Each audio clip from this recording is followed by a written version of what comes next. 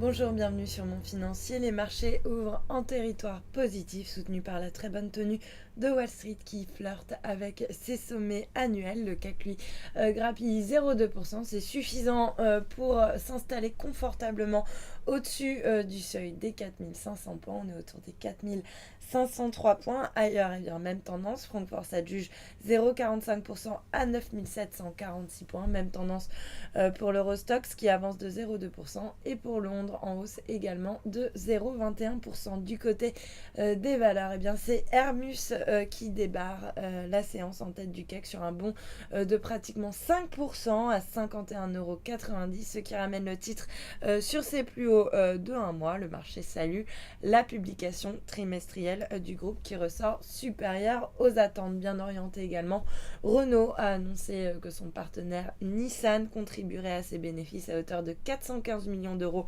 au premier trimestre. Le titre progresse de 2,1% à 68,24 €. Et puis, à noter également Danone qui bénéficie d'une recommandation de la part de Morgan Stanley qui passe à pondération en ligne sur le dossier. Le titre s'adjuge 1,39% à 53,29 €. Et puis parmi les autres publications qui sont plutôt bien accueillies, on notera celle de Société Générale qui vise un résultat net par action de 6 € d'ici 2016. Le titre grimpe de 1,12% à 44,81 €. En revanche, lanterne rouge, c'est Orange qui perd 1,15% à 12,04 €. Et puis à noter également sur le SBF 120 que Wendel a annoncé un chiffre d'affaires en hausse de 2,5% au premier trimestre grâce à une contribution positive forcément de l'ensemble des sociétés dont le groupe est actionnaire. Le titre se distingue donc avec un gain de 2,1% à 111,80 €. Et puis à l'inverse, parmi